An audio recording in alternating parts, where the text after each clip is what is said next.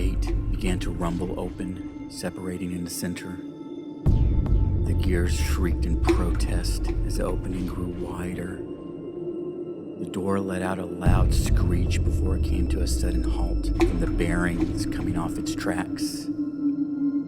It had jammed partway open, but that was enough to enter into the main corridor, one by one. Move up. Flanking positions. Squad leader. What's your status? We've completed our sweep of the ground level. There's evidence of a firefight. The damage seems to be limited to small arms fire, possibly low-yield explosives, probably from blasts from seismic charges. No signs of survivors or casualties. The main gate and all secondary entrances were barricaded from inside, but it appears they didn't hold. Whatever happened here, it happened fast. They didn't stand a chance.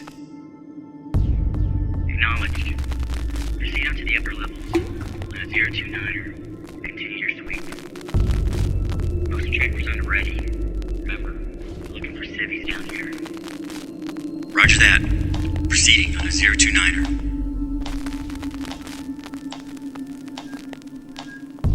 Movement. Position. Behind us.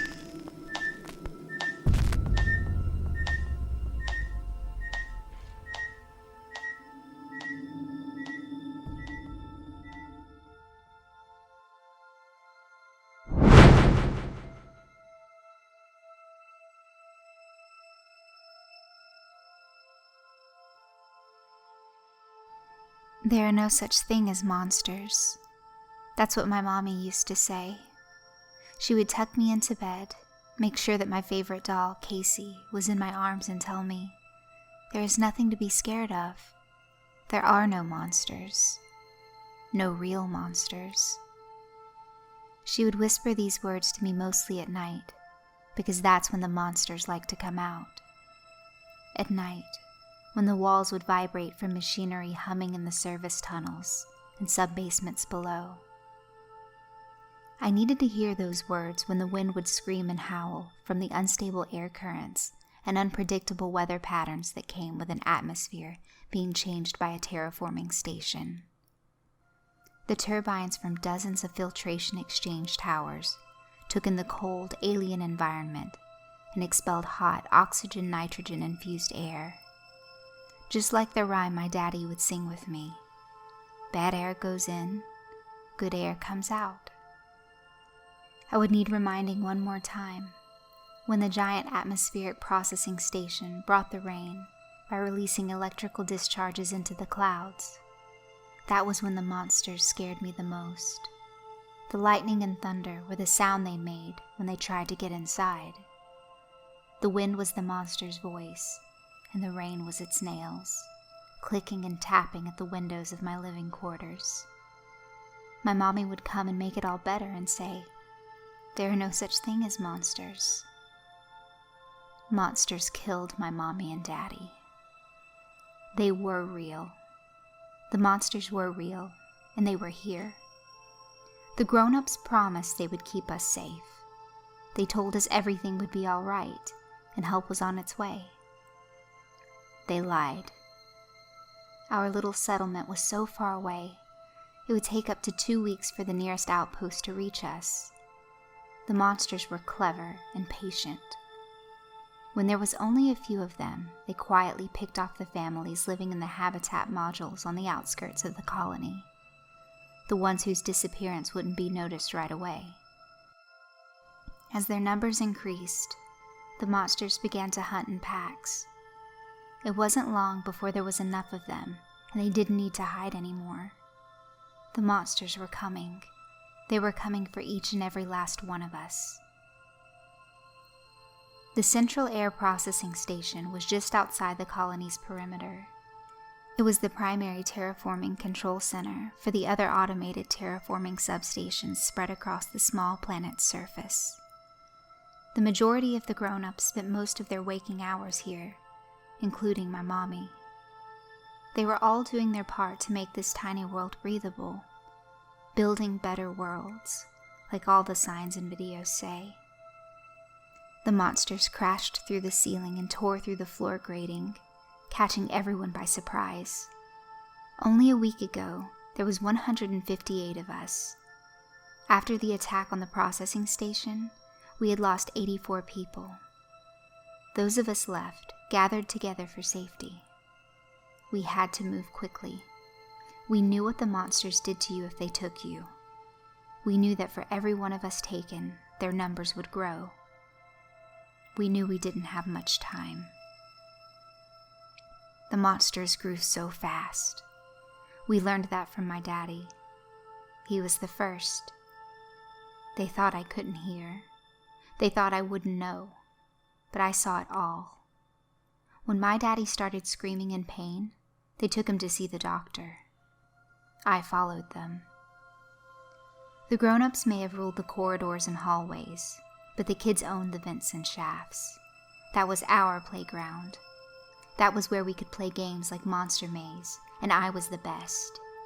The other kids were jealous because I could fit into places the others couldn't. They also couldn't memorize the turns and corners like me. I could go anywhere in the complex and never be seen, not once. Finding my way to where they had taken my daddy was a breeze. I didn't need to rely on my memory of the winding and turning tunnels to find where I wanted to go. The screams echoed loud and clear. I followed the sounds to the grilled screen that would allow me to peer into the medical compartment. I made myself look, but in the end, I closed my eyes to the horror. The screams hurt my ears. He was in pain. A deep snap of bone startled everyone in the room, and my daddy fell quiet and still. Suddenly, I could hear his body thrash and convulse violently. The medical personnel tried to hold him down, but the convulsions were too strong. People gasped and screamed at the sound of a loud crunch and snap, followed by what sounded like a bucket of water spilling to the ground and spraying the walls. My daddy's screams were no more than wet gurgles by now, and then I heard it. A loud and piercing scream came from something in the room.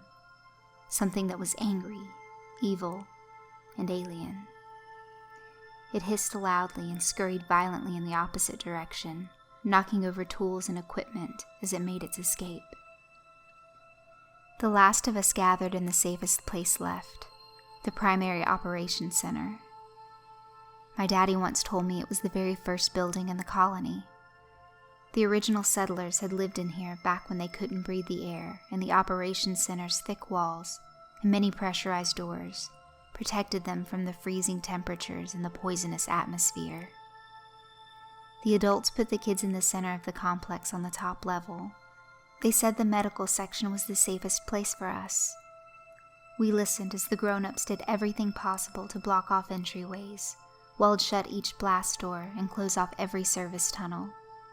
All access points were barricaded, and all the main entry gates were sealed shut. When all was said and done, there was nothing left to do but wait in the silence and fear the approach of nighttime, because everyone knows that the monsters mostly come at night. Mostly. The planetoid rotates once every 57 hours. That makes for a very long night. Here, when the darkness falls, it feels like it will never end. The monsters didn't come the first night or the second night, but they were there. Their large bodies pressed and slid against the outer bulkheads. Powerful talons scraped against steel and drooling jaws extended and clenched. A piercing shriek would call out and echo in the distance now and then. The monsters' cries would startle us, causing screams of fright and tears from most of the children. We continued to wait. It started on the third day with a metallic thunk, thunk, thunk from the north gate. It echoed throughout the corridors. Anything not bolted down rattled and shook. I could see relief wash over some of the adults' faces. The waiting was finally over. The beating at the massive door, 3 levels down, grew louder in intensity. The children were gathered together and hurriedly rushed into a medical isolation base only used for storage. I didn't like this room, even though it housed many rows of containers and equipment and good places to hide. There was no vents or shaft in here. There was no way to escape. We watched from the monitoring station that had been set up within the medical bay. The adults began readying themselves. Most had small handguns and charges used for geological excavation. There were even a few crude flamethrowers.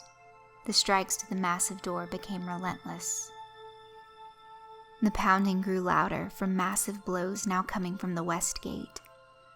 The monsters were slamming into the steel door so hard and so fast, I could swear I felt the floor vibrate. They screamed with such anger from behind the barriers that blocked their way. The sounds of pounds and bangs became deafening. Claws and talons were now beating at the east gate. The echoes of metal being hit with massive, inhuman force now came at us from all directions when impacts fell against the main, south gate. The bending and tearing of metal were heard throughout the complex, and shrieks of victory roared out from alien lungs. We watched the blurry, dark shapes fill the monitor screens. Screams and hisses echoed from the lower levels as they tore down every barrier or obstacle. They filled the hallways, scurrying on the ceiling, walls, and floor. They were coming for us. The monsters fell on the people defending our last and only defense like a wall of black water. The grown-ups opened fire, tossed their explosives, and sprayed fire from flamethrowers.